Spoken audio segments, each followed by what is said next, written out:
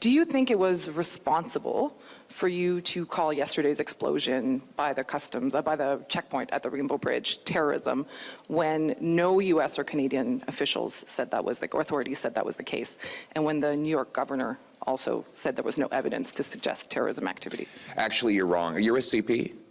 Okay, so CP, by the way, CP, just for everyone's knowledge, did have to make 3 corrections for falsehoods that they put into a single article. I think that might be unprecedented. I'm actually thinking about checking with the Guinness Book of World Records to see if there's ever been a news agency that has had to issue 3 corrections for patent falsehoods that they admit they had been made in one single article, and now you've made yet another falsehood in your question. Where you are wrong is that CTV reported that the government of Canada was presuming that the incident was terrorist. So, yeah, that's what I said in my remarks. You're right. It was a media report. But it's citing media reports and not... Which is what I said. In the House, I said there are media reports. Mr. Speaker, we've just heard media reports of a terrorist attack and explosion at the Niagara crossing of the Canada-U.S. border. And you think that's a responsible thing to go on, to make that kind of a statement at the time without speaking? What kind of statement? Calling something terrorist. I didn't. I said there were media reports. That's the distinction we're making? Okay. No, there's no distinction.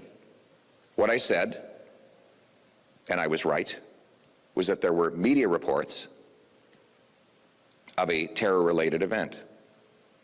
By your admission, there were media reports of a terror-related event.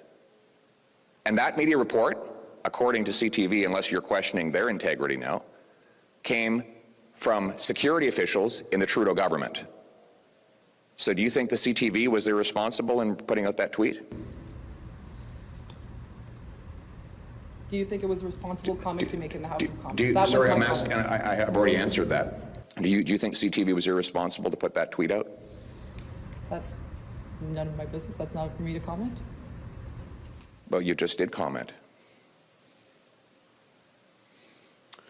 Okay. So, I just hope you're not going to print something that you have to apologize for again. On the topic, I mean, in terms of your sort of strategy currently, you're obviously taking the populist pathway. What does that mean? Well, appealing to people's more emotional levels, I would guess. I mean, certainly you tap very strong ideological language quite frequently. Like what? Left wing, this and that, right wing, I mean, it's that type of ideological spectrum. I never really talk about left or right. Anyways, a lot of people. I don't really believe in that. Okay. A lot of people would say that you're simply taking a page out of the Donald Trump book. Like which people would say that? Well, I'm sure a great many Canadians, but... Like who? I don't know who, but... Well, you're the one who asked the question, so yeah. You must know somebody.